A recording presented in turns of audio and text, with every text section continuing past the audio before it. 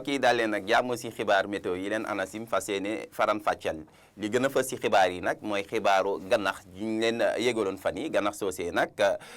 dina yegg ba 7 mètres gannax su am doole la ndax dina yegg ba 7 mètres bu ñu ko nattee gannax soosee ñu ngi koy xaarandi daanaka si tefesu réew mi yëpp lu ko dalee Ndar Ndakaaru wàcc ba Sigicoor loolee nag dina tàmbali tey si ngoon bu 6 heures jotee woy ba dibéer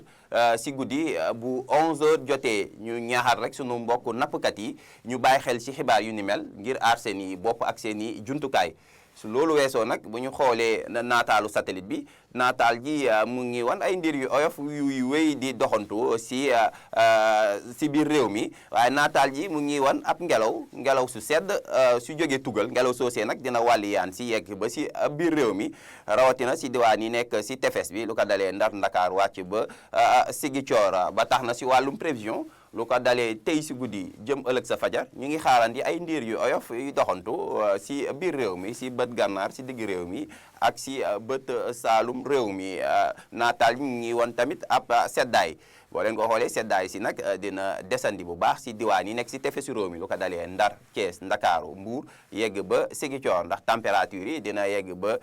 dina wàcc ba 17 degré ca Louga dem ba ñaar fukki degré si diwaan yu mel ni Sigicoor Mbuur Ndakaaru bu ñu ñëwee si digg réew mi foofu tamit seddaay si dina fa yegg si ndax ñu ngi xaarandi ay température yu jógee si ñaar fukki degré si diwaan yu mel ni Kaolack Diourbel dem ba ñaar fukki degré ak ñaar si diwaan bu mel ni Kaffrine si bët saalum réew mi seddaay si tam dina fa yegg si ñu ngi xaarandi ñaar fukki degré ak ñaar sa Sédhiou ñaar fukki degré ak ñeent dinañ ko xaarandi sa Kolda waaye bu ñu ñuy dem si penku réew mi daanaka seddaay si day wàññeeku seddaay guddi si jëm fajar si ndax dinañ xaarandi ñaar fukki degré ak benn foofee sa Matam waaye ñaar fukki degré ak juróom benn nañ ko xaarandi sa Tamba sa Kédougou daanaka foofu ab tàngoor guddi lañ fay séntu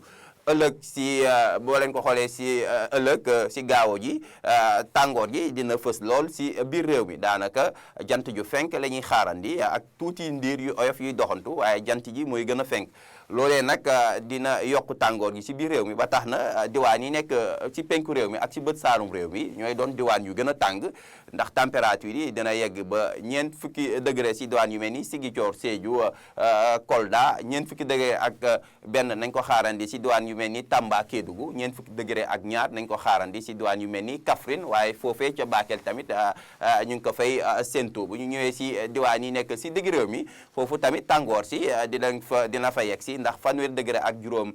ñeent nañ ko xaarandi si diwaan bu mel ni Linguère dinañ ko xaarandi foofee ca Podor bu ñuy ñëwee si diwaan bu mel ni Kaolack foofu tamit tàngoor si dina fa yegg si ñu ngi fay xaarandi fanweer degré ak juróom ñett fanweer degré ak juróom nañ ko xaarandi ca Mbuur ca Louga fanweer degré ak juróom benn sa Ndar daanaka tàngoor ji du ko tax am doole bu baax ñu ngi fay xaarandi ñaar fukki degré ak juróom ñeent waaye sa Ndakaaru nag daanaka du fa tàng dara ñu ngi xaarandi ñaar fukki degré ak juróom mbokk yi si tënk jàpp leen xibaaru gannax ji nag dina yegg yi ba 7 mètres gannax su am doole la dina yegg ba 7 mètres ñu ngi koy xaarandi si daanaka tefesu réew mi yëpp lu ko dalee Ndar Ndakaaru wàcc ba Sigicoor loolee nag dina tàmbali tey si ngoon bu 6 heures jotee wéy ba dibéer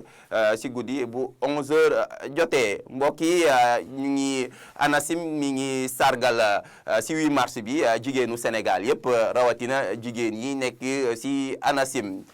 lii moo fi gënoon fës si ay xibaar météo ñu ngi leen di jox dig daje ba altine wasalaam.